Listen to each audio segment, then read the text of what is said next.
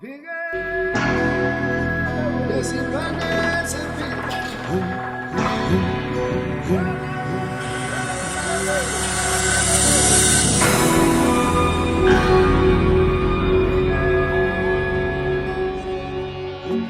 our planet.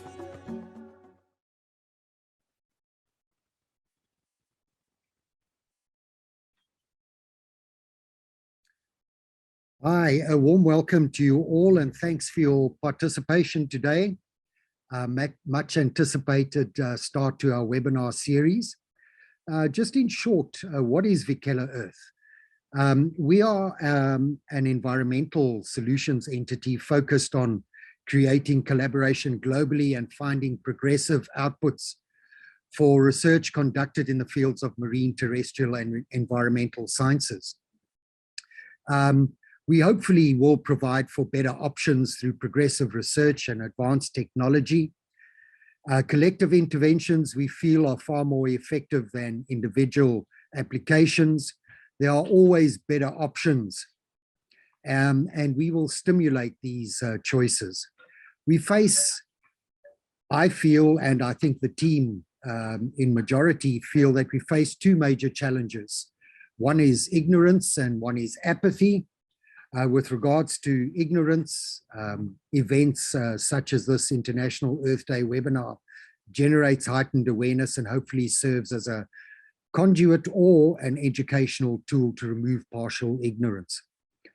Apathy, on the other hand, is far more challenging. It's infectious, it's dangerous. Whilst understanding may exist in matters regarding climate change and our diminishing resources, also endangered and threatened species, many would regard this as not being their problem. Well, that is certainly not true. It is our problem, and the time has come to call a truce and make peace with Mother Nature. We need to prepare and educate our future generation, which we call Gen Z, and our future custodians, to undertake studies regarding matters of environmental, marine, and terrestrial sciences, and we intend to stimulate that as well. But with not much further ado, I'd like to introduce our facilitator today, Lisa Perch. Lisa is an activist of sorts, but a businesswoman first and foremost. She's the founder and CEO of an entity in the Bahamas called Saedi Consulting, and we are privileged to have her conduct proceedings for us today. So over to you, Lisa. Thank you. Thank you so much, Mike, and good morning or good afternoon, everyone. Thank you so much for joining us today. It is a pleasure to be here at this webinar, supporting and collaborating with vikela.earth. It's also an important step towards Earth Day, which we'll be celebrating on Friday. And there is really, as Mike says, no earlier time, no better time to start thinking about some of the key issues that will be facing us for the next 5, 10, and maybe even 20 and plus years, and to think about the role that we can all play in addressing some of the concerns that are in front of us, some of them behind us, and some of them to the side of us. Some of them are local, some of them are national, and some of them are global. They perhaps sometimes look overwhelming, but they can and will be solved if we put ourselves to the task, and also if we take collective action seriously, and we also look at ways in which we can complement each other. I think one of the strengths of this discussion today and the panelists that we have with us today is that they all come from different but complementary areas of focus and effort. I think they're also coming from different countries, perspectives, and experiences. And we're all hoping that the discussion today will be a rich one, and that will encourage us certainly to put our best foot forward and put our hearts and minds to the task of addressing issues of sustainability, but doing so with issues of equity, but also looking at how we can not only fix them for today, but also for the future. Without further ado, I'm just going to run through some housekeeping rules and guidance for today's session. I will then introduce very briefly, you would have seen the list of our speakers today, a very esteemed group. I will introduce each speaker, and then we will have a discussion, hopefully a rich one, at the end of the proceedings. If you do have questions along the way as you're listening to our speakers, please put them in the chat, and we'll certainly try to address them after the speaker has spoken or as part of the conversation to come. Our housekeeping rules today are pretty simple. We would like you to use your full name, country, and agency where possible. And this will allow us to also understand who's with us and the broad representation we have from across, I'm sure, South Africa, Southern Africa, the African continent, but also the rest of the globe. We ask you to mute your microphones when the presenters are speaking, or if anyone is speaking, because this will help to reduce backlash and feedback. We would like to ask if you could raise your hand if you wish to speak. You'll be allowed to do so after each speaker, and we certainly look forward to your questions, your comments, and other perspectives. As I've said before, you can also put questions or comments in the chat as the proceedings go forward. And we would like you to know that we will be taking photos after introductions today, and then also periodically throughout the event.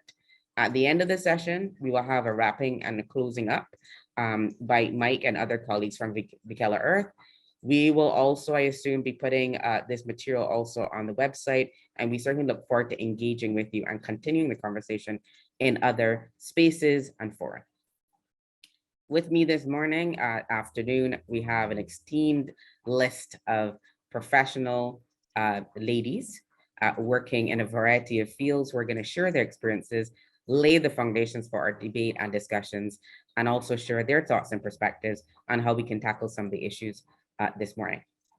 I will then just make a quick pause to find out if you want to take a photo now before I introduce our first speaker, or after our first speaker. So it's a pleasure to introduce our first speaker, Sithimbili Mamakwamba. She is a director at the Food, Agriculture, and Natural Resource Policy Analysis Network, otherwise known as FANAPAN, which is based in South Africa, but covers much of the African continent. They have been working in this space for some time and have been supporting countries, communities, institutions across the region in addressing a number of issues around food, agriculture, and natural resources management. Thembi, as I know her, will be speaking today on the issues of agriculture and nature-based solutions to the climate challenge. This will situate our conversation from the next 40 to 45 minutes, and we look forward to hearing what Thembi will share with us this morning. As a brief introduction to Thembi, I would like to note that she is also the Regional Policy Officer for the GCRF, which is Agriculture and Food Systems Resilience, Increasing Capacity and Advising Policy Africa Program. Her work focuses on enhancing the research to policy interface between climate change, natural habitats, smallholder agriculture, and poverty reduction by addressing the specific needs of vulnerable groups in Africa. I'm hoping that Thembi will be able to enlighten us on a number of issues and stimulate discussion, which will then be picked up and followed by the rest of our speakers. Thembi, it's a pleasure to have you with us here today, and the floor is now yours. Thank you. All right, thank you. Thank you so much for the introduction, and thank you for the invitation to join you today in celebrating Earth Day, which is in 2 days' time. If I'm correct, it's on Friday, but it's a pleasure to be here to sort of already start the discussion on what Earth Day means. I'm joining you from sunny Pretoria in South Africa, and I am with the Food, Agriculture, Natural Resources Policy Analysis Network, FANAPAN, as it has been mentioned. My talk today will focus on what we need to do to abet the climate crisis. So first, I want to look at what is at stake. Working in the food space, what I can tell you is that our food system demands have increased exponentially in recent decades, and they are estimated to continue growing as the global population increases and economic affluence expands. However, the very foundation of a productive system, healthy lands and soils, and clean water supply is already under immense pressure. Up to 52% of global agricultural lands are now moderately to severely degraded, with millions of hectares per year degrading to the point of where they are being abandoned. The loss of productive land, coupled with increased food demand, pushes agriculture to be the primary driver in 80% of native habitat loss. And agricultural irrigation is driving the majority of water scarcity issues in high-risk basins, threatening food systems, community water supplies, and ecosystems. So the challenge is really vast. These pressures have resulted in the global agriculture sector driving more biodiversity loss, destruction of natural habitat, soil degradation, and depletion of natural resources around the world than any other industry. The pressures have also led to the widespread and high-level calls for a transition in the way we produce food. Sustainable Development Goal number 2 states that by 2030, we need to ensure sustainable food production system and implement resilient agricultural practices that increase productivity and production and help maintain ecosystems and also strengthen capacity for adaptation to climate change. So I come to you today to present the solution, or the solutions as they have been known, nature-based solutions. While nature-based solutions is a relatively new term, it encompasses a range of practices that in many cases have been used for decades, are based on indigenous knowledge, or were known under different names like conservation agriculture. Nature-based solutions are defined as actions to protect, sustainably manage, and restore natural or modified ecosystem. And at the same time, they address societal challenges effectively and adaptively, simultaneously providing human well-being and biodiversity benefits. So what do these solutions look like? Here I present to you today 7 options of what nature-based solutions could be. Nature-based solutions encompass a broad range of practices that can be deployed directly in the context of the production of food and fiber, either by agricultural practitioners or on lands and water used for production. Many nature-based solutions offered directly in the realm of agricultural production and grazing management are implemented primarily by farmers and producers. You may be familiar with some of these 7 options that are provided here. I think I'm more comfortable actually speaking on conservation agriculture because it's an area that I've recently been working on. And this is really a widely known approach, conservation agriculture. Of course, these days we're hearing climate smart agriculture, we're hearing agroecology, but conservation agriculture sort of encompasses some of these practices. For instance, it includes suites of practices like cultivation of cover crops and shifts to reduce tillage or zero tillage practices. And these practices have been deployed on approximately 125 million hectares globally. So these are some of the sort of nature-based options that we can use to make sure that we restore our ecosystems. Of course, the other interesting one is the first one that you can see there on your screen, which is grazing optimization. There are also nature-based options in grazing and animal management. So what are the benefits of these nature-based solutions? I'm looking at the benefits in 3 ways. They can provide a triple benefit when deployed properly in terms of building agricultural production and resilience, mitigating climate change, and enhancing nature and biodiversity. So when we're looking at resilient food production, what are we looking at? Here, the nature-based solutions can help farmers adapt and ensure food production is more resilient for future weather extremes. And when it comes to mitigation, it's really about reducing carbon emissions. And when it comes to enhancing nature and biodiversity, it's about enhancing ecosystems and species by increasing habitat diversity, restoring aquatic ecosystems and wetlands. And there is still a lot that we need to do for us to be able to implement these solutions at scale and at a pace that will help us to adapt quickly and mitigate the impacts of climate change. We need to consider measures and benefits at regional or watershed scale and examine longer time horizons in order to capture the longer term benefits.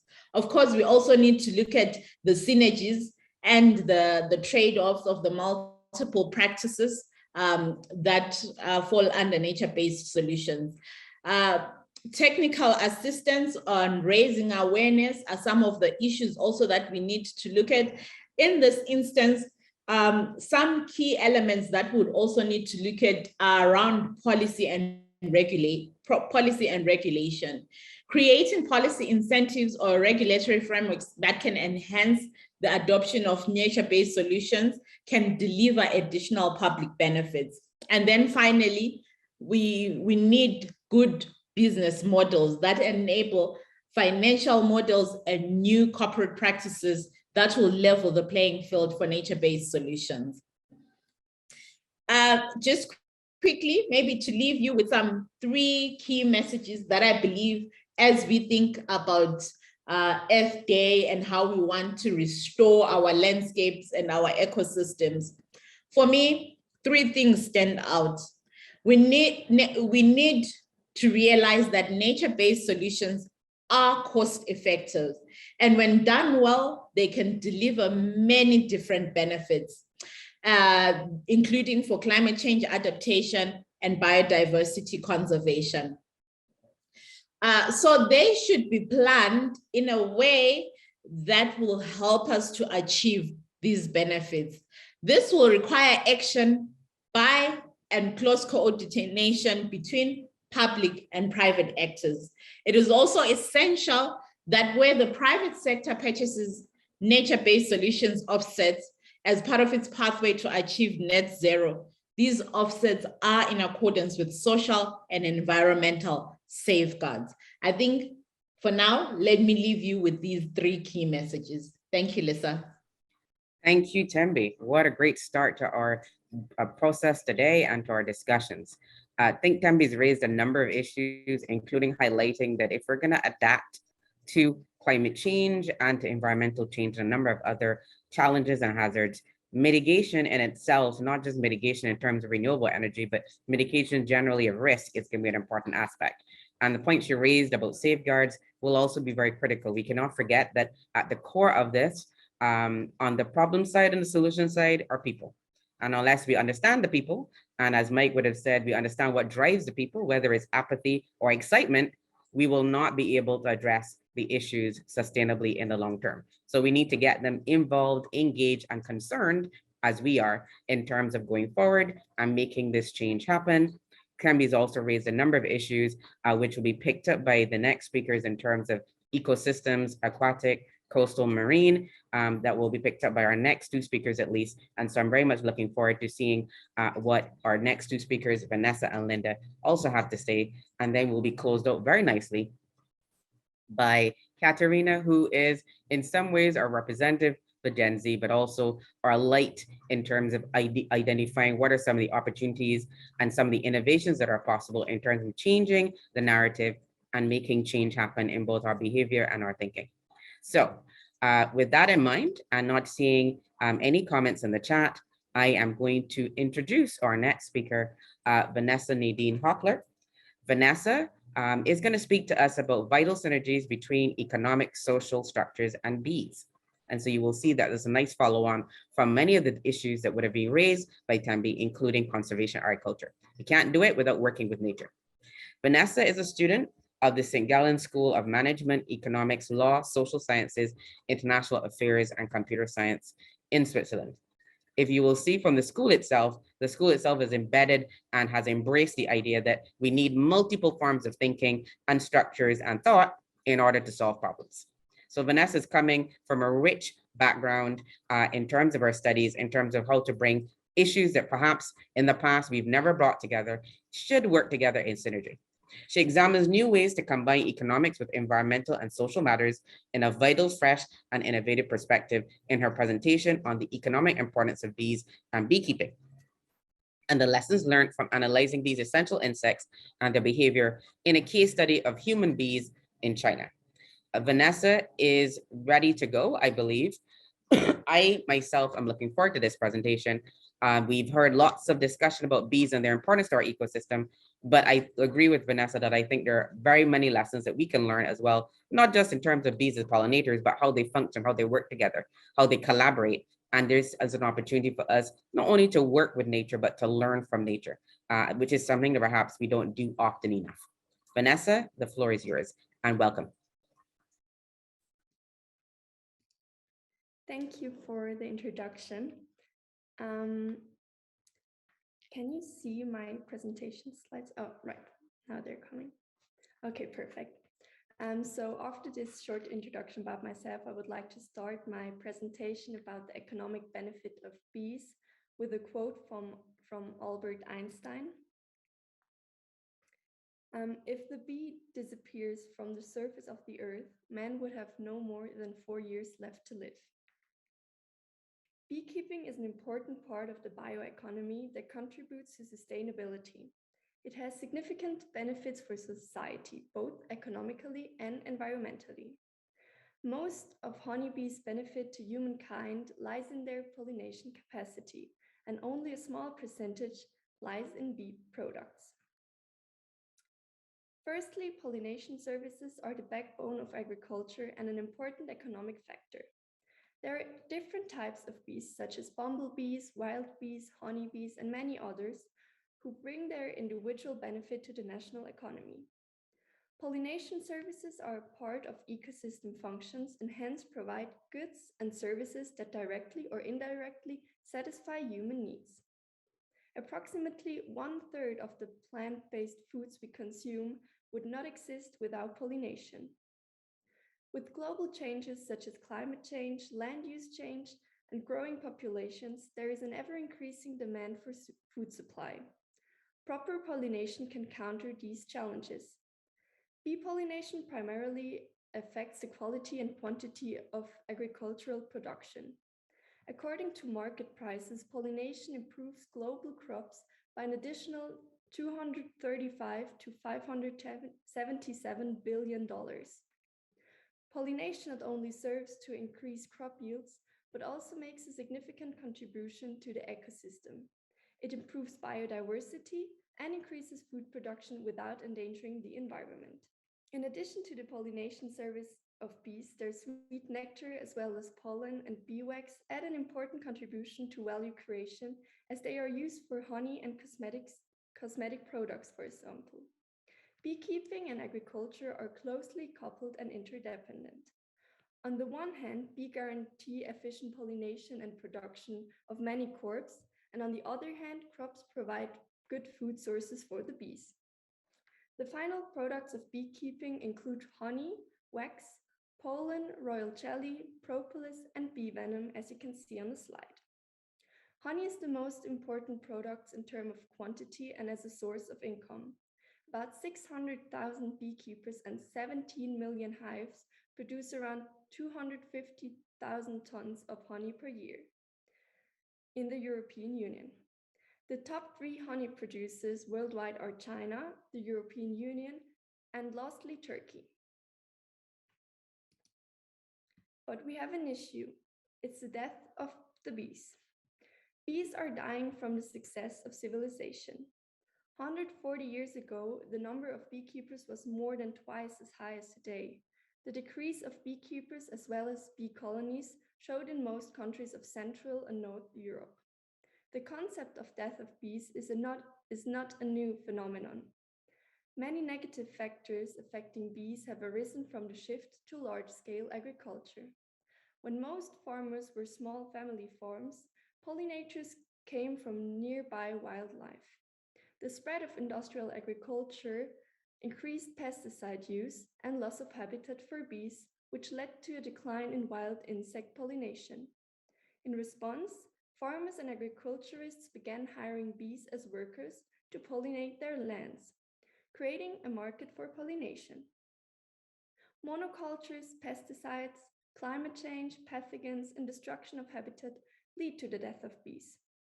Nowadays, through Europe, North America, and China, no honeybee can survive without medication. Bees are not only dying from pesticides, mites, antibiotics, or stress, but it's the sum of all. The death of bees leads to the decrease in crop yields, as pollination of crops and wild plants would be threatened. Consequently, this has an implication for exports as well as imports and the gross domestic product. The income of farmers and especially beekeepers is reduced as they depend on the work of bees. The most recent example for the death of bees remains China, where people are already pollinating fruit trees by hand, as all bees became extinct in some parts of the country. Bee deaths in China are often attributed to Mao Zedong's government. In his opinion, nature had to be subordinated to human needs. One of his extreme measures was to try to keep the birds from eating the grain.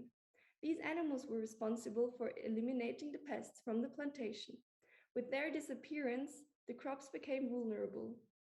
After billions of sparrows were killed, a massive plague of pests followed. Pesticides were used to control these. However, bees also fell victim to these poisons. In order to prevent crop failure and consequently the loss of income, are human workers who pollinate flowers by hand with the pollen, as you can see in the picture on the slide. Especially in apple and pear growing areas in China, hand pollination is used extensively. Hand pollination of pear trees is very labor intensive, but local farmers have no other choice. If the pear trees were not hand pollinated, there would be no pears, or at most 5 to 10% of the normal yield with pollination. Without pollination, not only the yield decreases, but also the economic characteristics, especially the shape of the pear, are not satisfactory. At Peking University, research is being conducted on the question, who is the better pollinator, humans or bees? The answer from science is clear, it's not the humans. So now, what can we do to support the bees? For example, we could seed bee-friendly plants. These are thyme, cucumber, oregano, or many more. It is important that different plants are being planted because, as already mentioned, monocultures and unsatisfactory food sources lead to the death of bees. In Switzerland, for example, farms receive money from the state. In return, they must ensure that at least 7% of diverse plant and animal world is made available on their land in order to promote biodiversity. We should also not use pesticides, or if necessary, only those allowed by law. On the one hand, it's the task of the state to create the pesticide laws, but on the other hand, however, it's the task of farmers to also implement them. Lastly, it's the creation of the necessary awareness in society, especially the new generations, which will still be dependent on bees in the future, should be made aware of the issue. So how can we make awareness among Generation Z? In order to make Generation Z aware of products and services, innovative forms of advertising are needed. While elder generations attribute the greatest influence on their decision to traditional media such as TV and magazines and newspapers, Generation Z are more likely to be influenced online by sponsored ads and social media. To find out about current events, Gen Z relies primarily on websites, podcasts, or blogs and social media. Only a small number informs themselves via conventional media. So the question remains, what can we do to educate Gen Z about the importance of bees? Netflix documentaries or podcasts about bees, such as the movie More Than Honey, are a great way to attract the attention of young people. This documentary, called More Than Honey, is highly recommended if you are further interested in the topic. You can also reach Gen Z through social media. However, it is important that you don't just show them the problem, but also present them a solution and what they can do to support the bees. Like my presentation and everything I learned, I did this theme as a part of a term paper from my university about the economic benefit of bees. And these are like the most important points I think I've learned from this term paper. And that's what I like presented to you. Thank you so much, Vanessa. Perhaps for some persons are invisible or less visible participants in the ecosystem that we all rely on and we all, support.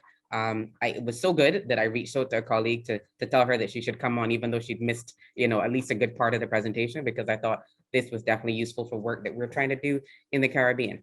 And so, there was a lot for us to learn here in terms of the benefits and the fact that there are huge economic costs. And also the fact that, and benefits to if we maintain what seems like a simple thing to maintain. And I can tell anyone that from having a very simple garden in my, next to my house, so, I live in a townhouse development, so I don't have a lot of space, but it's very possible to do very simple things and definitely to ensure that we can support the ecosystem and it's working. And additionally, never to forget the fact that bees actually need water as well. And so water is also key. As much as we need the plants, the water part is also an essential part of that. And I would like to take a quick pause now before I introduce Linda, who will talk a little bit about water or marine water, but to take a quick photo of those who are here with us right now. And so asking those who can to turn on their cameras so we can take a quick photo of all who are here with us this morning. We are gonna do this a couple of times, but this will be the first one. Put on your best smells if you can. And we're gonna take a quick photo. Smells, everyone? Sorry, give me 1 second.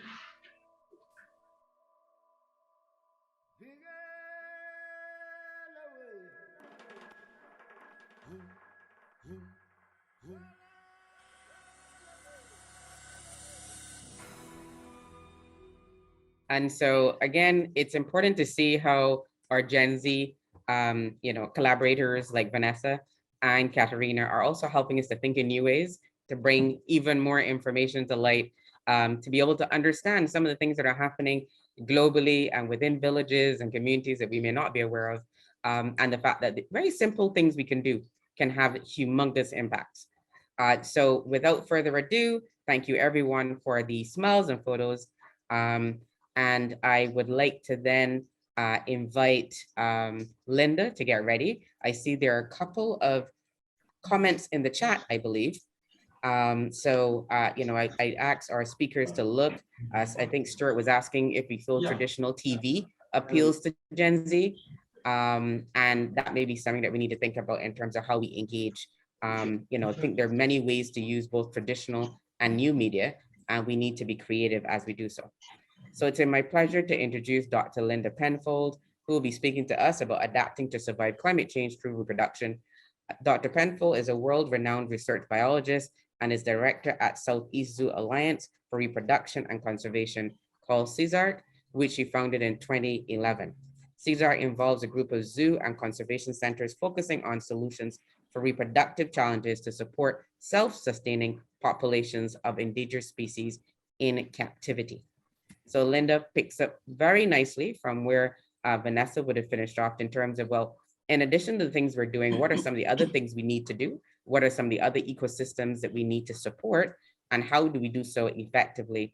How do we do so in sync to make sure that we have maximum impact socially, economically, as well as environmentally?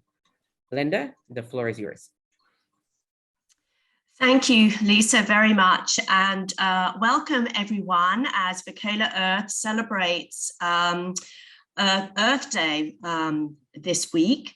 And we've just heard a fascinating account of what happens when we go in and deliberately upset an ecosystem and the devastating effects that can have on, in this case, agriculture.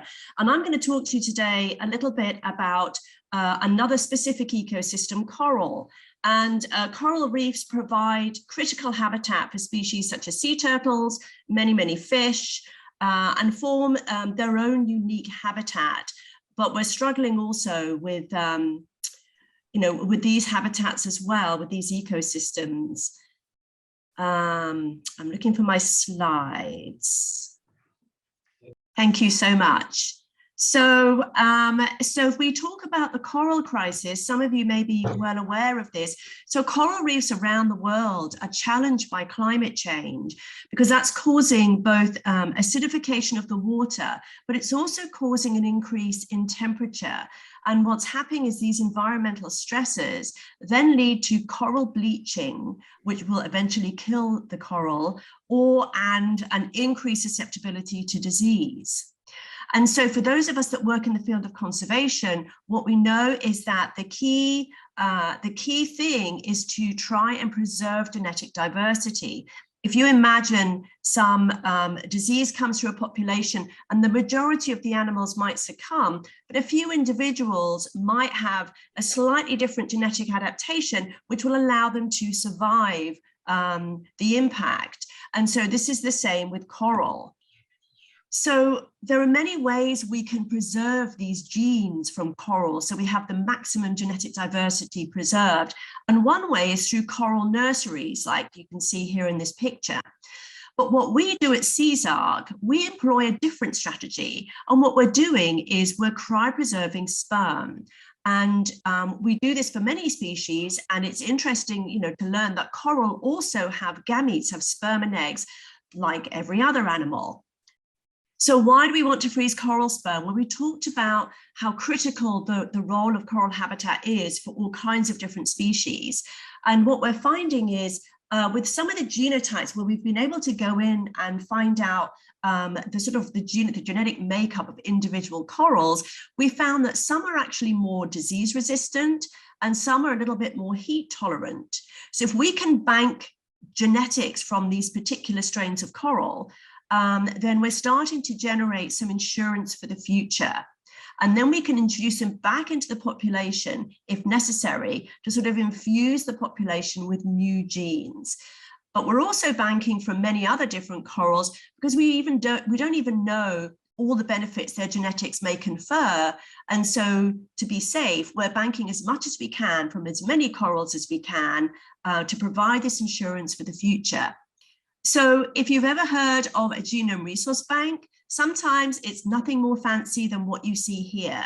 So this dewar is specially adapted to contain liquid nitrogen, and liquid nitrogen is so cold at minus 196 degrees Celsius that by the time the samples are preserved in there, they are metabolically inert and can be preserved for hundreds of years. And so sperm banking is a way of preserving genes for the future, providing this insurance to guard against catastrophic loss. And the genetic diversity preservation is a key thing if we're going to preserve species. So how do we collect sperm from a coral? Well, we work with Staghorn Coral, Acropora cervicornis. And what's interesting about this particular species is they spawn once a year after the full moon in August for only about 3 to 4 nights, and that's it. So our time window is very narrow to collect this incredibly valuable genetic material. And what happens is the divers go down and they put a net tent over the coral. And if you look at the photograph below, you can see little mustard seeds being released from the coral, and those are gamete bundles. Those contain both sperm and eggs, and they will float up to the surface. But what we can do is we can put a tube at the top of that net, and you'll see in that top left-hand photograph, we can catch those gamete bundles, and then we take them to the lab for processing.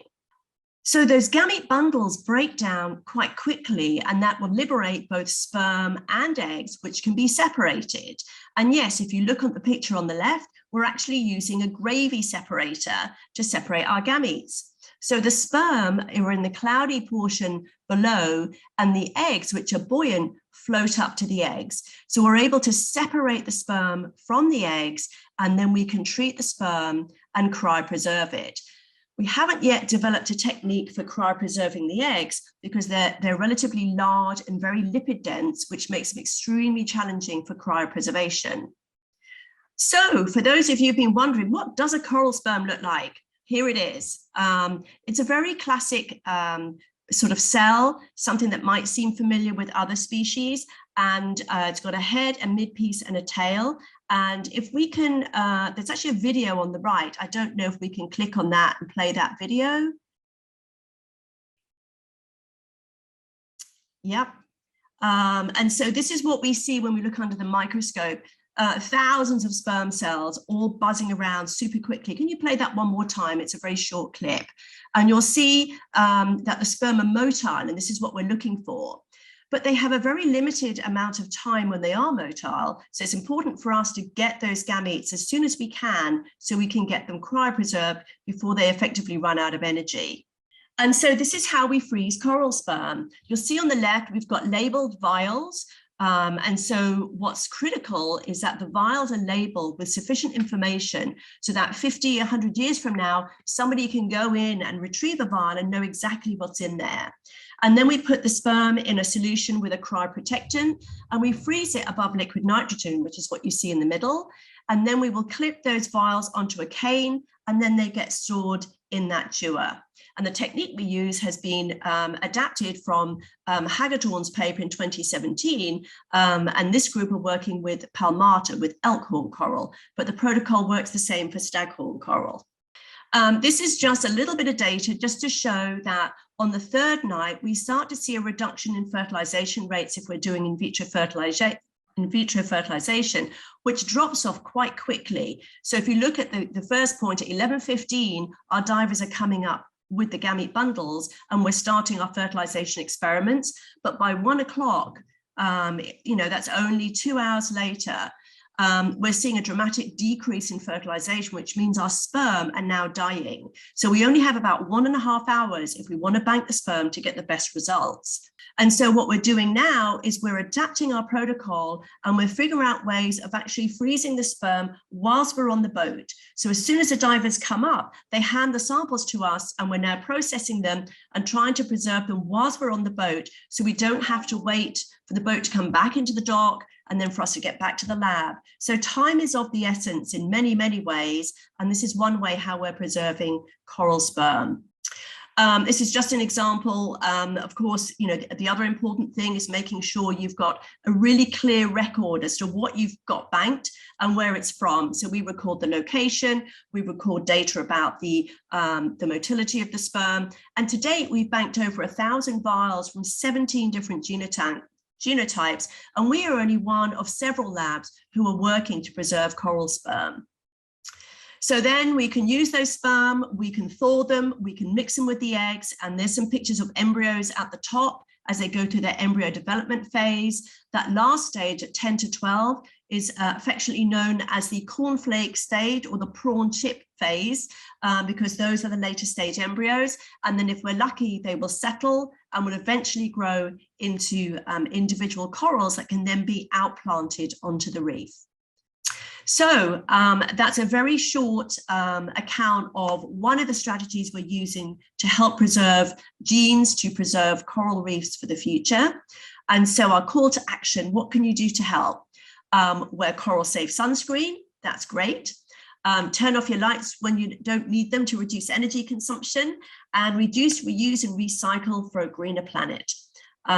We work with many scientists all around the US and the world who are all working on trying to preserve the Staghorn coral, and the group is known as the Acropora Recovery Implementation Team, which just goes to show, it was mentioned earlier, the importance of collaboration and reaching out and partnering with as many individuals as possible to get to really maximize efforts. And this is something that vikela.earth is really working hard on, and really has a good network of these collaborators.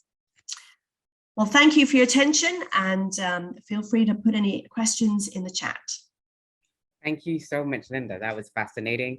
And thanks for sharing with us the many ways in which we can also find ways of doing better directly, but also ensuring ways that we can support the ecosystem and support biodiversity as well. Also, some of your call for action are critical, not just for this part of the work, but for a broader perspective on sustainability. And certainly we understand and we know from all the information out there, including the recent IPCC report, that we do have a window, even a limited one, but a window in terms of being able to abate and to be able to recover some of the damage that has been done to our coral ecosystems. I think it's also important to note that we still don't even know the total full value and spectrum of those ecosystems. I mean, obviously they support us in many ways, but we have no idea of the depth and, in terms of what they can contribute to. What we are aware of, that the natural environment has provided us with many solutions to many challenges that we have, including lighting. I saw a recent article in France where they were looking at some of the bioluminescent species and how they were able to provide, regenerative lighting, that had a very low carbon footprint. Of course, there are challenges there, but at least it's an option. They've also been several aspects of our bioeconomy, particularly when it comes to pharmaceuticals. So in addition to the intrinsic value of these ecosystems, they also potentially have solutions to some of the challenges that we're facing in human health and human well-being that perhaps could solve other challenges, and the loss of that could be catastrophic.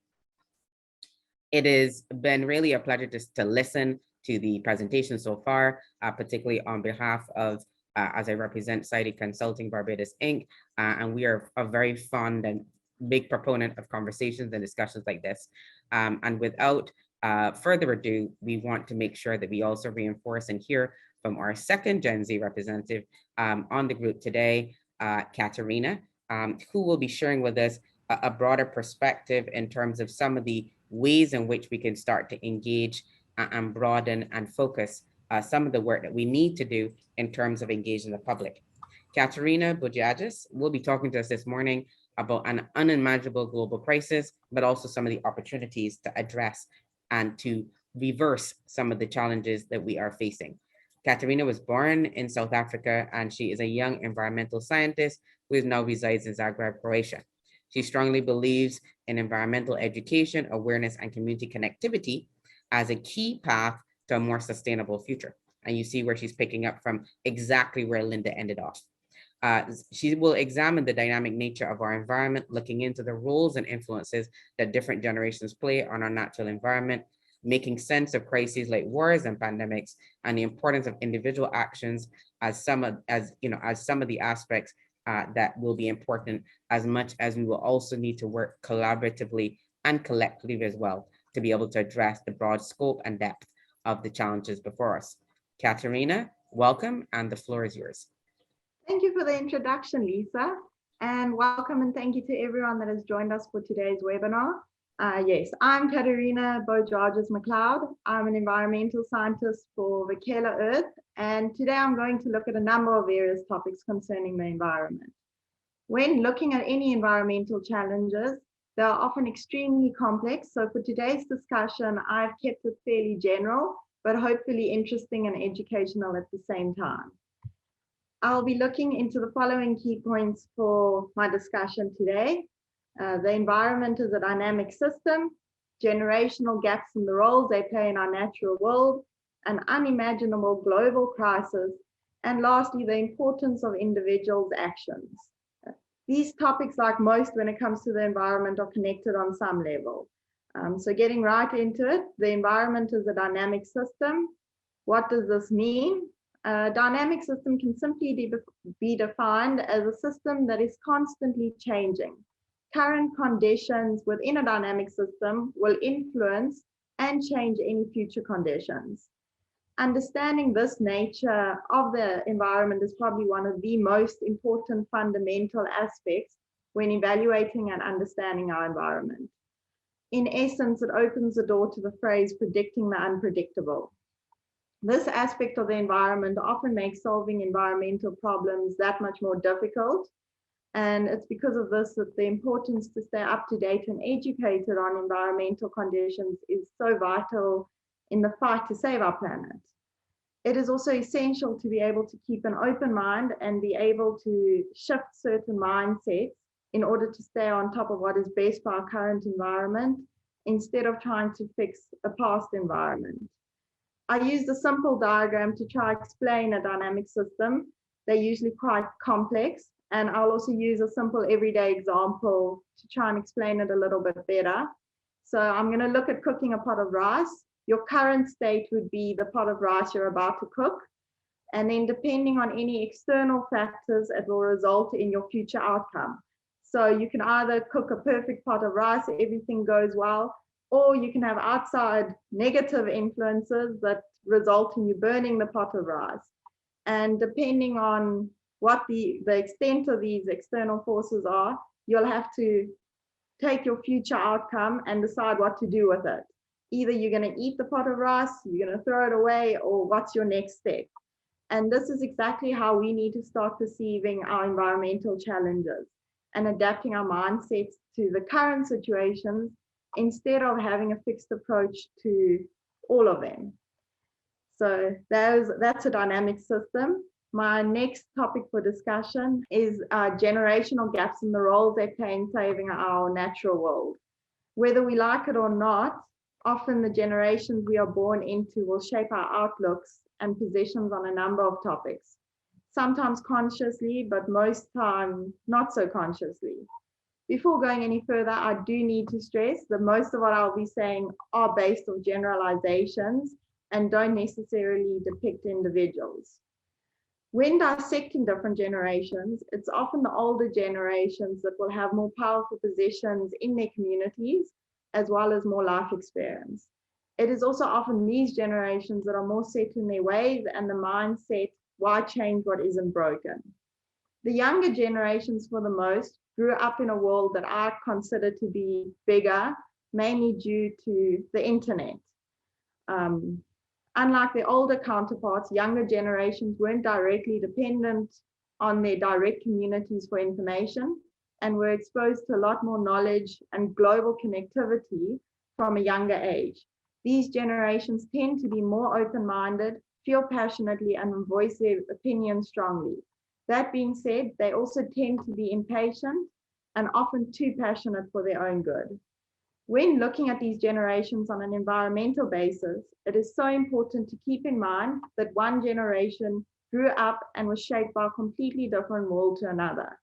30 to 40 years ago, environmental concerns did not have as much of a voice, and for the most, there was no concern, and even if there was, young people did not have the access to the information that we have today. Whereas our younger generations grew up in a world where environmental challenges were very much present in day-to-day activities. I feel this is why when you look at younger generations, you'll often see a broader agreement across their generation of the importance of tackling environmental concerns. Many aspects of environmental solutions come more naturally to them, and for the most come across as common sense. Whereas with older generation, as we've seen many of them having to change habits and mindsets to a topic fairly foreign to what they grew up with. Examples of this is if you look at sustainable fashion, the biggest market for sustainable fashion at the moment is your Gen Z. Although they have smaller incomes, they will choose to spend more money knowing that the fashion or the clothes they are wearing have the label sustainable. Whereas with your older generations, you buy your clothes, you wear them, and that's that. Another example will be organic produce. Growing up 40, 50 years ago, organic didn't have the power it does today. Pesticides weren't used as widely.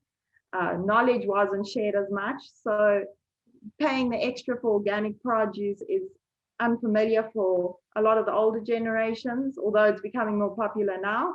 Whereas younger generations, it's something you grew up knowing. Organic is better for a number of reasons. So spending the extra money is worth it.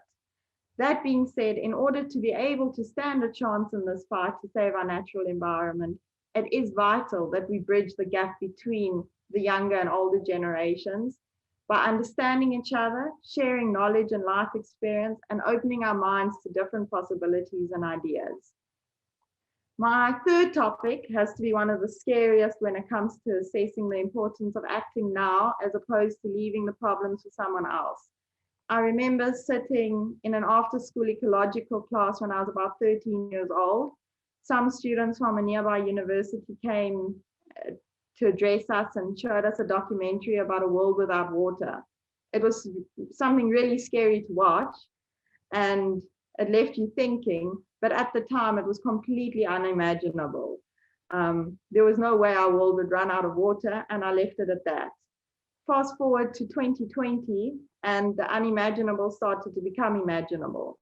Growing up, pandemics were very much something I perceived as something that made up history. It was in the past. It was something we left in the past, but here it was tapping on our doors.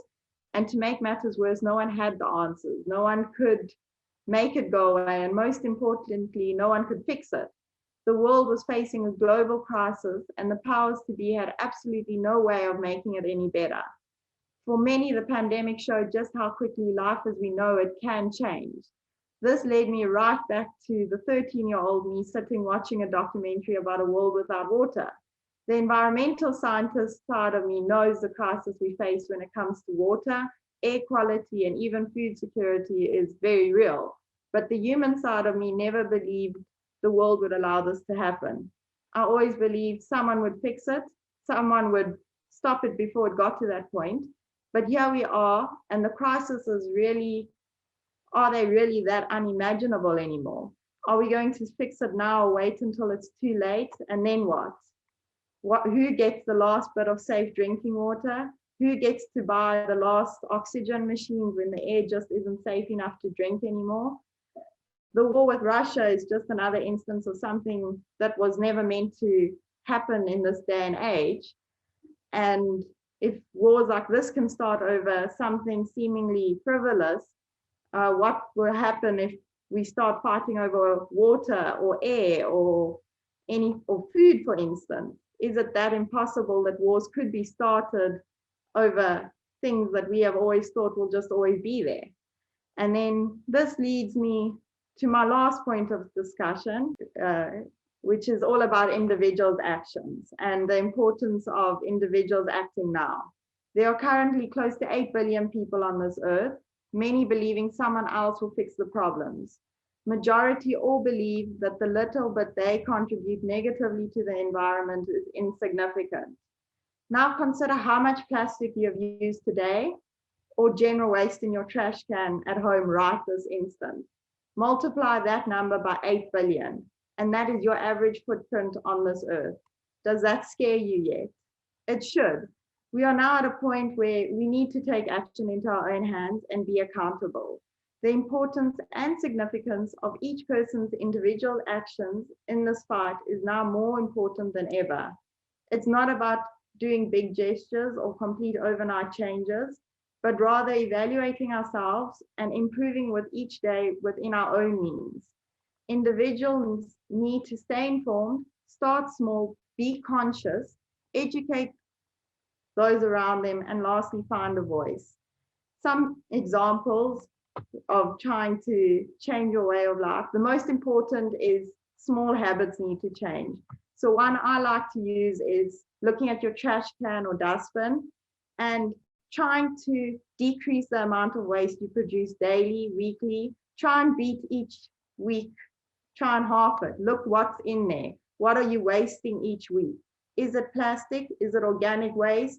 Try and minimize that. That's, for me, that's always the biggest place to start, is minimizing your waste. There's also obviously the more common ways of doing it. Turn off your electricity when you're not in a room. Turn that light off. Take shorter showers.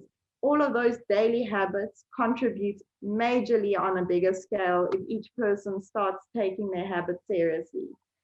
So to conclude, it's not all doom and gloom. There are people all over the world doing their part. The world is taking environmental challenges more seriously. We have a chance and we should grab the opportunity to help our natural world thrive with both hands. And after all, there is no planet E. So thank you. And that was my presentation. Thank you very much, Katerina. Thank you so much for sharing with us and for ending us off very eloquently and with a great focus and pulling together a lot of the threads that would have been initiated and sown by the preceding speakers, and also reminding us that despite what we see on TV and the news sometimes with persons going off in their space shuttles, etc., to explore space, there is no plan B. And I always jokingly say that, if aliens do exist, I'm pretty sure they've got a plan for us not to do what we're doing to Earth to where they are. So I would also agree with Katerina that plan B, we should act as if this is what we have. And there is a lot going on, as we've heard from Linda, from Vanessa, and from Tembi, that we are doing. The issue now, as Katerina has hinted, is for us the same way that we have to look at what we're doing wrong at scale. We also have to look at how what we're doing right at scale also needs to be addressed, supported, invested in, etc. So here is the opportunity now for us to talk a little bit more broadly as a group, to engage you, our audience, on some of this, to hear your feedback and your thoughts on some of these issues, perhaps for you to add to issues that we have not had the chance to discuss yet. And so I open up the floor for our participants and our listeners to join in, to make comments, to ask questions, and to engage with our panelists, who I think have laid a great foundation for a lot of work that needs to be done, and also highlighted a number of things that can be done. So I see Mike has his hand up. And so Mike, you are able to go, you can go on and ask a question. Okay, thank you, Lisa. You can all hear me? Okay, so yeah, I'm blown away by, well, Gen Z, first of all, and I've always admired Linda's intellect and the work she's doing, and Lisa, thank you so much for handling this so proficiently. The one thing that concerns me, and I see one of our participants raise that issue, is conspiracy theory. You know, we are faced daily with media full of nonsense, and you know, it's politics, and we're facing enormous challenges. The last 2 years has simply been unimaginable in terms of the COVID pandemic, and now we've got a pending disaster in the Ukraine and so forth. How do we feel about conspiracy theory and climate change? How do we eliminate that debate? You know, we can create all the documentaries we like, but there'll always be a counter argument. You know, we are 2 years into Ocean Decade. We have a CITES treaty that, in my opinion, is a wonderful treaty, but it's toothless because it's not being implemented. We still don't have a high seas treaty, and we are facing enormous challenges. But if I just listen to the wonderful presentations, it gives me immense hope. But that big challenge is part of what I called dangerous apathy. And conspiracy theory forms part of that.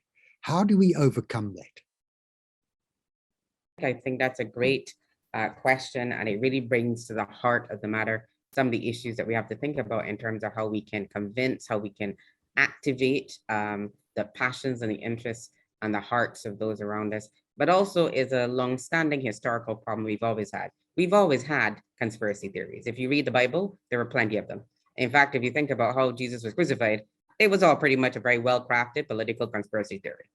After all, did they not choose between Jesus, who had done very little, to compare to a man who had murdered people? But yet, because of the craftiness of the message, they chose the murderer. So this is something that has been part of the human history and the human experience. And we have to find ways of, I'm not sure we're eliminating it, but neutralizing it, because I think there is a certain proclivity and visceralness about who we are that allows us to cleave to these theories, because they do give us comfort. They give somebody comfort, maybe not us, but they give comfort. They support ideas, fears, etc., that some people have. And I think perhaps we need to think about how we respond, respect those fears, but we find ways of neutralizing the impact of these theories and the ways in which they grow, you know, and deepen. Because I do think you're quite right that, you know, they have an amazing force. I do a lot of work on gender, as some of you know, and one of the tenets of gender is that the personal is political and the political is personal. And I think this is very appropriate to this very conversation. And so if we understand that, we start to then begin to peel back why such theories and such processes become so attractive, why they gain so much momentum. And one of the challenges, I think, is that human beings, as much as we have lived and we think we learn, we are not so good, in fact, probably very poor at dealing with uncertainty. So when we talk about and listen to the predictable and the unpredictable, that's part of the key. We don't deal with uncertainty very well. And therefore we create certainties where we can. And I think that may be part of what we're dealing with. But let me not, you know, hog the conversation. I would welcome other feedback from the panelists, but also from our audience in terms of how they think we can address this issue. What are some of the ways in which we can confront and try to neutralize it? You know, what are some of the techniques and strategies that we need to think about in terms of addressing this issue?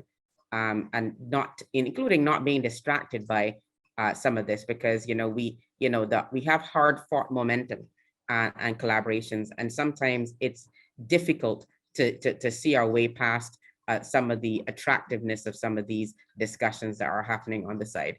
So honestly, I hope I'm saying your name correctly. I see your hand up. Please go ahead. And then I see Tembi also wants to respond. I see Mike still has his hand up, so it may mean that he wants to come back on the issue. So we've got at least 3 persons who have indicated their interest and willingness to speak on this issue. So honestly, the floor is yours. Yes, great. Thank you so much. Thank you for the presentations that we got today. They've been very, very enlightening. So my name is Honestly, and yes, you said my name right. I'm in Zimbabwe. I'm with an organization called CHESV. I do natural resources management. So my interest, my response actually to the issue of conspiracy is that I think climate change itself as the actual thing that is happening is actually circling that conspiracy theory. We have had more disasters in the past 10 years than we had maybe in the past 100 years, regardless of where you are in the world, and the intensity and how extreme they are has really increased, and also the frequency in which these disasters are happening at. They've actually increased in number. So I think climate change itself is actually circling that debate, whether there is climate change or not. A lot of people are still arguing that each and every year we're having different changes.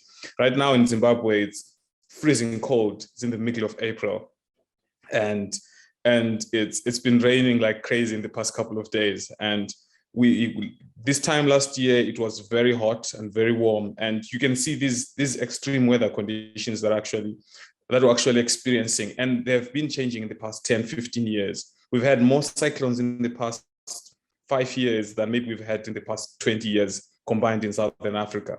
So, and the extent and of the impact that actually the rural communities actually feeling, who are actually feeling most of this impact is actually becoming greater and greater with each year. So some people might still argue to say whether there is climate change or not, but if you are living anywhere in Southern Africa, you know that debate is almost settled, I think, for those who are actually paying attention to it.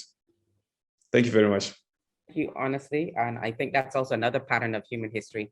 Again, in terms of managing uncertainty, we tend to learn the hard way.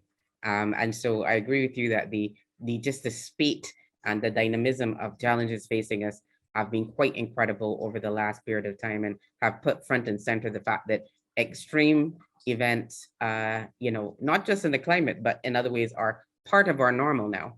And we are now struggling to adapt in many ways. Tembi, you had your hand up, then followed by Mike, then followed by Linda, then followed by Peter Luque. So Tembi, the floor is yours. Thank you, Lisa. I actually wanted to just follow on the point that Honestly just raised. Personally, I was just thinking of what South Africa has experienced in the last 2 weeks or so with the floods in KZN, where in 1 week, the province received rainfall that it's supposed to receive throughout its rainy season. And that's something that's not disputable. It's evident, it's there. But I believe that the Gen Z have a big role to play in capturing lived experiences of people that are affected by this problems. I think conspiracy theories sort of dispute the science side of things, right? They say the data is not right, the data is fake somewhere so that the government can sort of go forward with a certain agenda. But if the science is wrong, the lived experiences cannot be wrong. So our Gen Z needs to come in quite strongly in documenting the lived experiences of people who are affected this. We saw houses being washed away. We saw roads. We saw animals being washed away. And there is no way anyone can dispute that and not see that these are the effects of climate change. So for me, in as much as we put the science out there, I mean, I'm a firm believer in science and the data that's coming out, but I believe we also need to buttress that with lived experiences. Can we document those? That's a great point, Thembi, and indeed, sometimes lived experience and testimony is actually more powerful than any data we can put up. And so that's an excellent point, one that I fully support and would like to propose that we all consider in terms of the ways in which we can share. Don't be embarrassed to share your experiences, including the fact that you're struggling is also part of this. Linda, the floor is yours.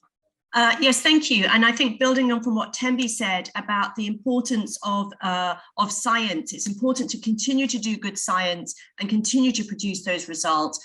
But the other aspect I think is also critical is to make sure that we are teaching science to our children in schools, and we are pushing that STEM education, that science, technology, engineering, and maths, and developing children who are able to use critical thinking. If we can promote critical thinking in our children, they will grow up recognizing they can challenge some of the things that they hear, and then they have some of the tools to actually do their own investigation and their own research to find out what is truth and what is not.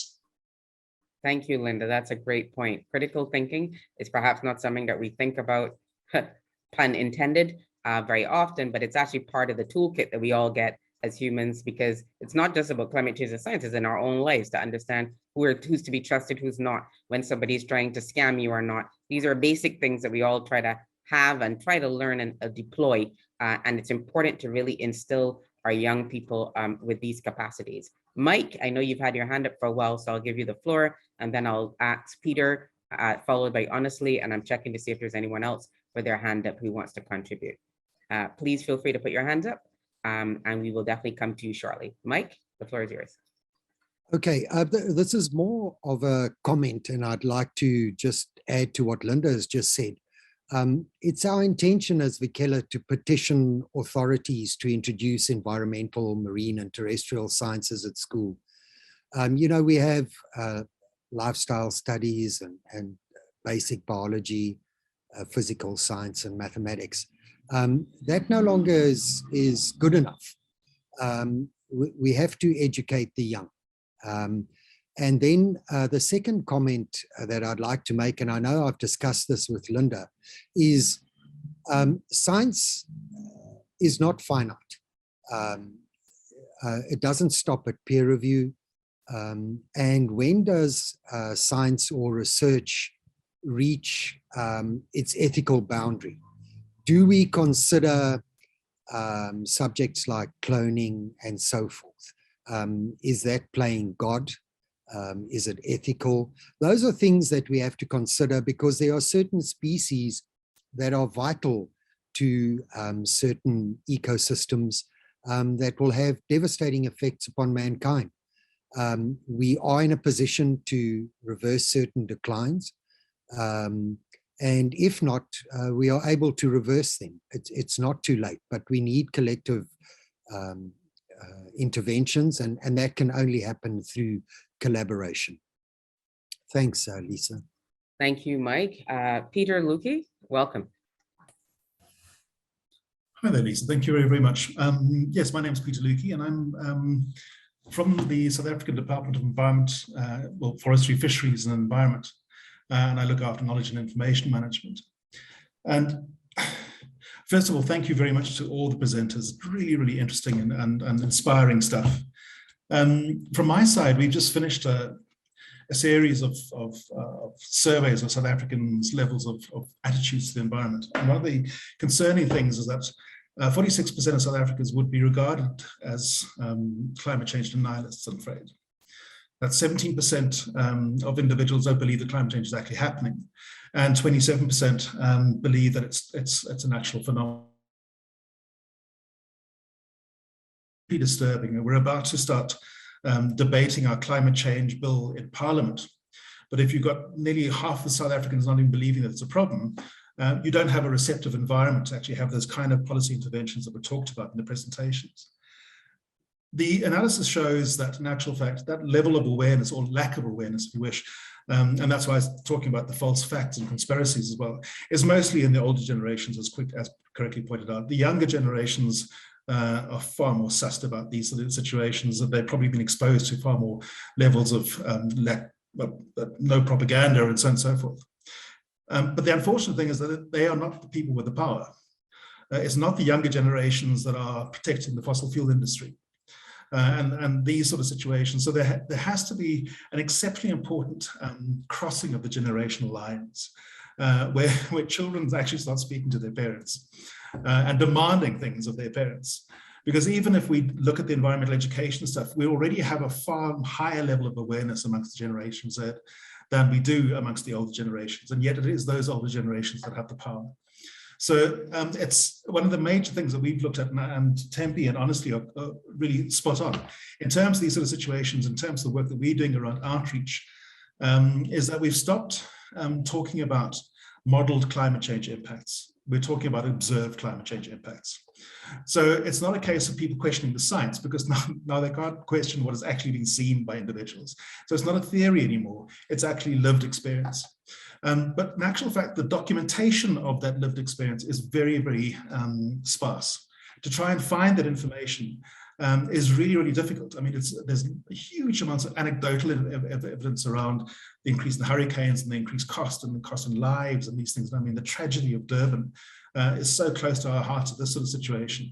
But in terms of the kind of documentation of that, we'll have newspaper articles, for example, but there's no real scientific study of these kind of stuff, and it's very difficult to get that information. So that's the reason I've been part of this discussion, is to see exactly who's getting involved in these things, who's keeping these kind of records, what activist groups and what NGOs are doing to collect this kind of information. So thanks. I just wanted to thank you all very, very much for an excellent presentation. Thank you. Thank you, Peter. I mean, I think those are really great points. I mean, some of the work that we do at Society Consulting tries to grasp with some of that. And I think that many consultants, when they're faced also with, gaps in the data about what is that impact, what are those effects, what are those differentiated effects across societal groups, across gender, across intersectional issues of gender, age, geography, livelihood sources, etc. But you're right, it's still sparse. It also doesn't get often published often enough, and so we really need to do more. I think this is where we need to expand our scope, in terms of the fact that there are a lot of journals out there that are looking at this kind of socio-environmental information and wanting and desiring. But sometimes the challenge also is the time to write, the time to put it through, but there are other ways in which we can share. There are video documentaries, etc. We have a no line here. So I think we also can be creative in the ways in which we share that lived experience. If you think about what's also happened in the last couple of years, the power of video at the right time to also help with things of justice and criminal justice, think about what that can also do for issues of environmental and social justice as well. So I think those are some potential things we can think about. I remember that Honestly had his hand up again, and then I see also Stuart and Peter again. Go ahead, Stuart. Thank you, Lisa, and thanks. Yeah, a great presentation by all our presenters. So a question that I have, it concerns and it links back to what Lisa you've just said, and it links back to what Tembi said as well, is how do we make the critical and valuable science, that data that's out there, palatable to not a generation, but a population. So it's not a generational thing, but it's a population that's become used to quick fire or fast food style media. How do we make it palatable so that it can inform people correctly and dispose of or get rid of these conspiracy theories, fake news, etc.? Any response to that? Thank you. Thank you, Stuart. That's a great question, because we'll need to talk about the how. It also goes back to the point made by Peter about the fact that we cannot forget power dynamics. And power dynamics play a very important role in this in terms of what is shared, what is picked up, etc. So anyone want to jump in on this issue in terms of how do we address the fact that we have created an appetite for fast food, not just in real food, but also the food of thought and the food of information. How do we, mitigate against that? How do we respond to that? Is there a space, Katerina would have mentioned social media, but can we also talk about those lived experiences, videos, testimonials, witness accounts, other ways in which we can also share that? We welcome thoughts and comments on this issue as well, in terms of picking up some of the broader issues that we would have started discussing at the beginning of this part of the session today. I see Tembi with her hand up. Go ahead, Tembi. Thanks, Lisa, and thanks, George, for that question. I think it's a tough one, right? Because it's a population that if it's more than a minute, it's too long, and I can't focus and I can't take it. Right? So it means we need to synthesize whatever information that we have, whether it's the science or whether it's the lived experiences. It needs to be TikTok long, if I can put it that way, right? Because that's what's attractive. But we also need to find this population, meet them in their spaces, meet them in their sort of domain where they are. Recently, the IPCC, I think it was 2 weeks ago, the IPCC released the report on climate change and mitigation and what the world needs to do. It's like 100 and something long report. No one is going to read that, right? Even the synthesized version, which they call for policymakers, it's also still about 25 pages long, which is still too long. But what is the key message? Can we just get those bite-sized key messages going out there? Can we use the platforms that especially the youth are into? Can we TikTok it? Can we Instagram it? Can we make it available in the format that we know that is being used mostly? Can we put it on Twitter? Can we put it on, I don't know what Gen Z is into right now. But my point is we need to use the mediums that the young people are using to get their daily news. Nobody reads the newspaper those days. They read the, what are they called? Those bulletins that just come out, and it's just short sentences. The other thing is, we also need role models. Okay, so I think I say this quite a bit. We need role models that will speak the language. Yeah. So young people would, right now, maybe they were focusing on what, say, Coachella or the Cotton Festival, right? These are sort of music festivals and that sort of thing. Can we find a space in those type of festivals, in those type of events that attract millions of young people to actually push through these messages? I know was it 2 years ago or just before COVID hit, there was the music concert that happened here in South Africa that I think it's funded by the Nelson Mandela Foundation, where they get these global, high profile people to come have a performance, but at the same time, you have people that are speaking about the challenges and what we need to do to address the challenges. In that space where Gen Z is, let's put the message across. That's what I want to say. Thank you so much, Tembi. I think those are really critical points. Yes, I mean, reels are now also very popular. But I do think, I do remember in the past where, the IPCC had a whole process of supporting communication through journalism. I know they've got a process in terms of getting that information out through LinkedIn, et cetera. But I think you're right. We still need to add the other elements of social media beyond the professionals to get to the to the broader public. And short reels, TikTok, I see comments there. Yeah, the linking with some of those music festivals might be the way to go to get some of those issues. And there are opportunities there. I see Katerina has her hand up, and I'm sure she's got other insights for us in terms of what might appeal or what are some of the things that we need to think about as well. Katerina, the floor is yours. Thank you. Yeah, it's basically carrying on what Tembi was saying, but also adding a bit more. I think what's very important as well that we need to address is we can't look at it as a population as a whole. We need to break it down into your different generations, your different developments. I mean, you can't really look at a developed country as someone that's lived in various countries. You can't compare a general population from a developing country to a population in a developed country. Just like you can't look at 60, 70-year-olds and think that they're going to sit and watch TikTok videos all day. So I think it's to get the younger generations, I fully agree, TikTok videos, short and sweet, and just get the information out there. But I do think, and I don't have the answers, but I do think there needs to be more work done into separating the population and trying to identify different populations within the greater population, if that makes sense. Thank you.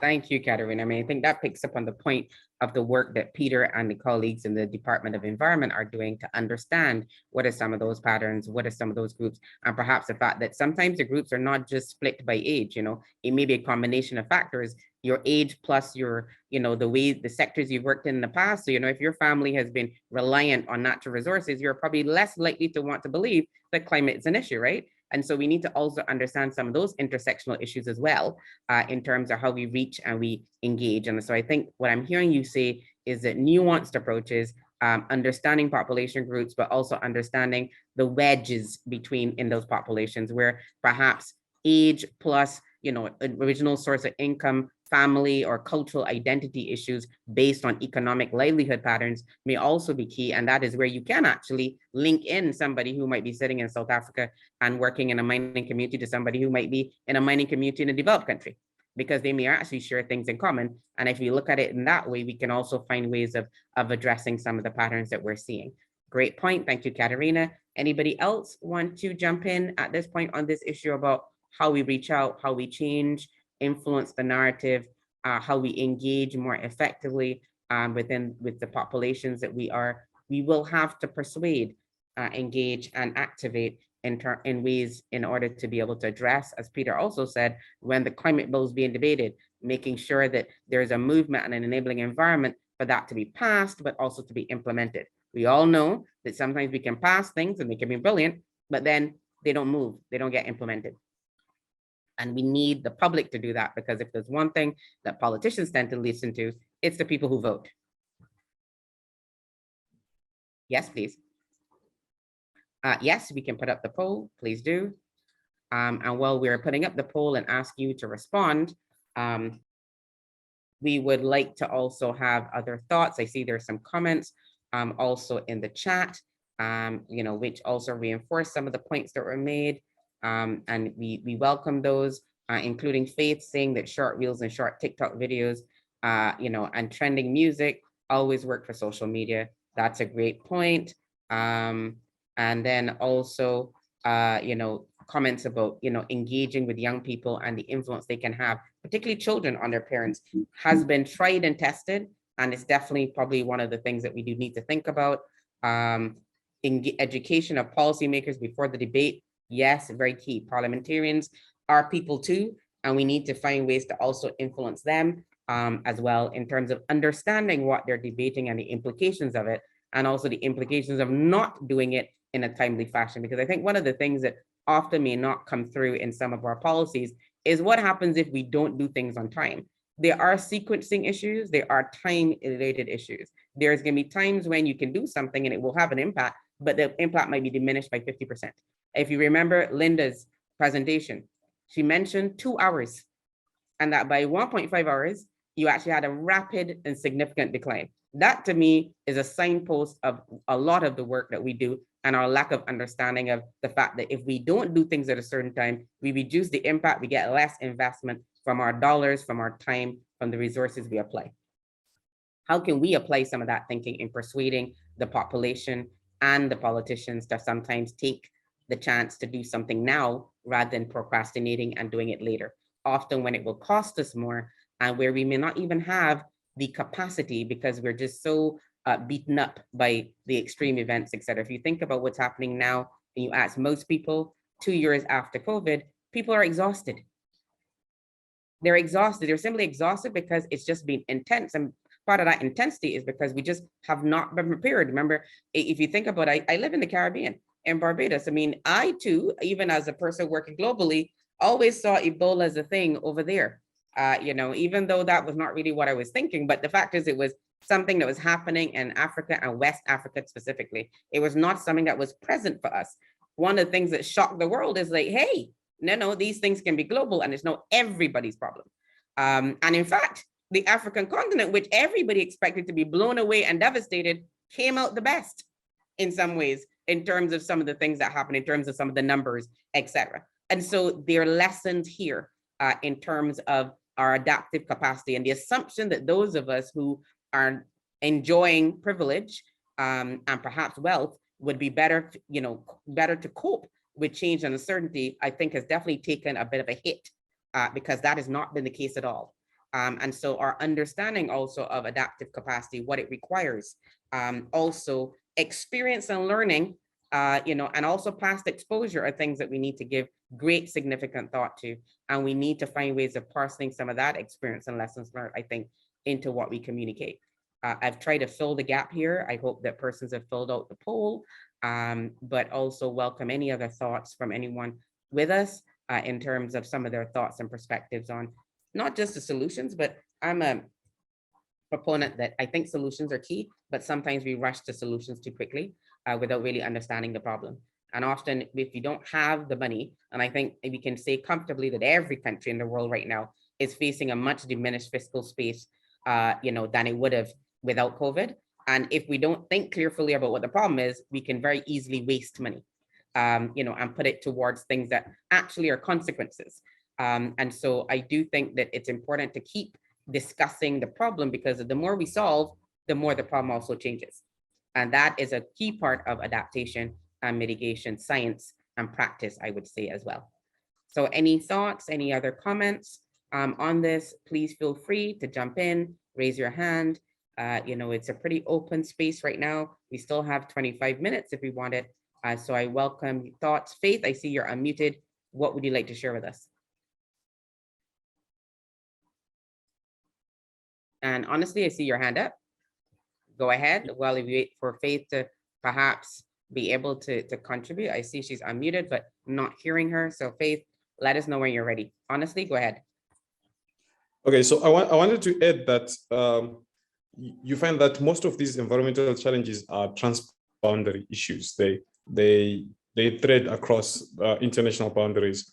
So the same way that we deploy armies to go and support maybe wars in other countries, I think the impact of climate change is as big as a crisis as some of these other challenges that we would deploy armies to go and assist. And we should really act and deploy armies of whether it's scientists and knowledge and other things to support work, whether it be it in other countries or in other regions.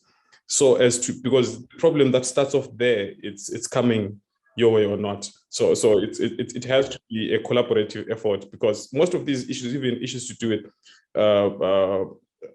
pests and which may start off in South Africa and cross into Zimbabwe, or other things which may start off in Angola, crossing into the DRC and all those things. As long as there are environmental issues, we need to come together, because they are normally bigger than what one country can normally do. So I really think that we should work in less in silos and push more for collaborative solutions that thread across international boundaries. Thank you. Excellent point. Thank you so much. Honestly, that's very true. Our problems, we've definitely reached a phase of human experience where almost everything is global. We've seen that with COVID-19, and we followed on with seeing that the same with the war in Ukraine. Nothing is limited to national borders anymore. And that is a new reality that we really have to face as well. And so this is definitely something we have to think about in terms of how we mobilize, whether we call them armies or response teams, but we all get invested and recognize that where something starts, it can mobilize, it can build like a domino set and rapidly engulf all of us very quickly and reach the skill that none of us is able to cope with. Peter, I see your hand up. Please go ahead. Thanks, Lisa. I just wanted to follow up on Honestly's earlier point that he's made in the chat around the education of the policymakers. And I think the whole aspect of trying to utilize the available platforms for lobbying and to educate is imperative.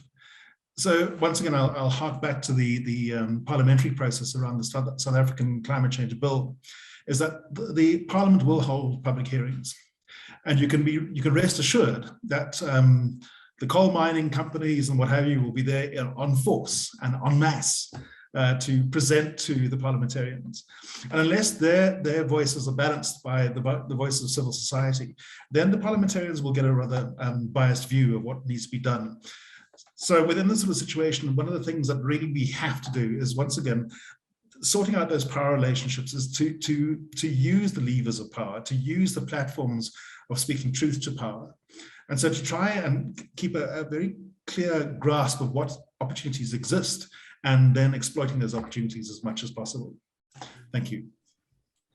Thank you. Thank you so much, Peter. I think, again, power dynamics as a gender person, that's often where, I start, I center, and I end, because if we don't tackle those, we don't understand those, we don't understand how that power works, it becomes very hard to influence. And there's a lot of soft power. So we're often looking at visible, active forms, physical forms of power, but actually the most powerful powers are soft, invisible, hard to see. And as a gender person, I always say when I start out my gender training is like, well, yes, we have laws, but the fact is social and informal rules and norms have made more power than law has ever had, and probably for a long time will ever have. And we really need to understand that. And so I think critical part of that is really understanding the power as well as influence, I would say, and how therefore to start changing that narrative, engaging, as Peter is saying, and honestly is talking about understanding the fact that what you don't see is often more dangerous than what you do see. And so I'll end there. I see that there's also a comment in the chat from Mike, as well as from Vanessa, raising an important study from PwC that talks about talking, are you listening? And so listening is also very key as well. Are we hearing? Are we really understanding and listening and hearing what is not being said sometimes from some of the things we're hearing? Sometimes the conspiracy theories or the not so clear talk that we are concerned about is masking deeper and other issues, including, as I said, fear. And so we do need to also listen as well, listen carefully, listen with emotional intelligence and self-awareness in terms of what is not being said, because maybe in understanding that, there are also pathways to understanding how we can change or invite some of those persons who may not be with us today into the conversation. And sometimes they can become even more activist than you and I. We had 73% participation, which was pretty good. And so a quick run through the poll in terms of when did you hear about the webinar? Word of mouth was the biggest source of information, followed by other, and then followed by invitation. Instagram was relevant, but less so than the other forms. So as we talk about social media, don't forget traditional media, as in I talk, you hear, I send, I WhatsApp, I message, I encourage. That also works. If we look at, in your opinion, how best can we create awareness of the natural environment? Most persons said all of the above. So while we are talking about innovation and the need to add new forms of media, I think it's clear that also we need to be nuanced. We need to understand the different populations and key groups that we want to influence, that we want to make and empower to be influencers. And so therefore we need social media, we need the school curriculum, we need the help of influencers, but we also need documentaries as well. Third question, what is the foundation of a productive food system? Most persons said all of the above, including healthy lands, healthy soils, and clean water supply. Again, reinforcing the issue of water, connectivities between issues, problems, and even ecosystems. So the water food nexus is clear. The water energy food nexus is also an important one. 4, on pollination services, responsible for a third of the planet-based foods we consume. The majority of persons, 82% said true, 18% said false. And number 5, in terms of your opinion, going green and becoming more sustainable is expensive. Most persons said false, actually, and 9% of persons said true. I think we're probably somewhere in between on that, but in the end, long term, it's not so expensive, but in the immediate short term, it can seem to be. What are the main causes of coral degradation? Most persons said warmer oceans and acidification in combination are responsible, while some persons, 18% said acidification, and a smaller group said warmer oceans. In terms of with 1 being not useful and 5 being very useful, how would you rate the Vikela webinar? 91% of those who responded said 5, as in very useful, and the other 9% said 4, which is quite useful. And so we got good feedback there. Last but not least, I found the webinar to be very interesting, 91%, interesting, 9%. So thank you for your feedback. We look forward to building on this with other engagements via webinars and other fora. But we also hope that we can build on this by engaging with you, getting to know you more, looking at ways in which we, even ourselves, can collaborate and start to build some momentum around these issues. Sometimes in that way, we can also attract and engage others as well, who may not even think this is something that is relevant to them, that they can help with, or that is of interest to them. These things also are mutable and can change. I take this opportunity, certainly on behalf of the organizers, if I may, to thank everyone who has participated this morning and this afternoon, to thank our presenters sincerely for their great presentations, their insights, and their encouraging thoughts and recommendations regarding the time to act and the kind of actions we can take. To the Vikela.earth team for the work that they're doing and for coming up with this idea and for the leadership that they're showing. And certainly we all hope that we can work with them, collaborate with them, support them, and also do our part as well in terms of responding to these issues. We've started early on Earth Day, but every day really at this point in time is Earth Day. Thank you from my side. I give the floor to Mike to do the final wrap up, and thank Mike, the team, and Nosy for the opportunity to be with you today. Thank you very much. Thank you so much, Lisa. Your astute mind and proficiency at handling these affairs is immense. So we're enormously grateful. I'd like to thank all the presenters, Vanessa, Tembi, Katerina, and Linda. Extremely professional. You do Vikela proud. You know, the thing that I'd like to harp on again is we are far more powerful in a collective force and working through collaboration. There are hundreds and thousands of entities worldwide that are involved in similar projects as we are. The difference between us and them is that we intend to be the facilitator, create that collaboration, and we will also generate the necessary bursaries to get people to get involved in the study disciplines of environmental, marine, and terrestrial sciences. The future is within the hands of the likes of Vanessa and Katerina, and that's why we're doing what we are doing at Vikela. We need you to spread the word, become a change maker. We are a registered NPC, and nothing is more difficult than asking people for money to support subjects they really don't understand. So it's all about heightened awareness, and the more you talk about it, the more successful we will become. Within the next 6 weeks, we'll be hosting our second webinar, which will be focusing on our ocean, which is singularly the biggest ecosystem we have. It's also our biggest carbon sink and extremely important. And people don't understand the importance of our ocean. It's the lungs. Being the biggest carbon sink, we need to protect it, and it's been horribly abused. There are some hotspots that we won't recover, but certainly some of them that we can arrest the decline. So keep a lookout for our next webinar. We'll keep you posted. And until then, Vikela.earth. And remember, Vikela is loosely translated from the Zulu word to protect and embrace. So once again, thank you to all, and be blessed.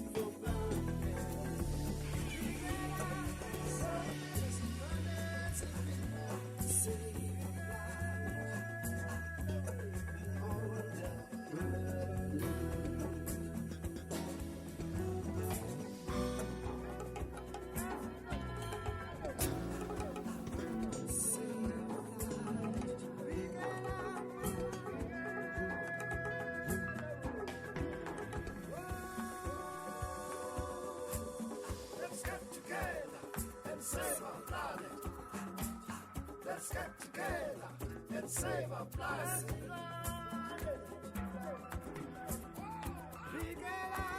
Let's get together and save our planet. Let's get together and save our planet.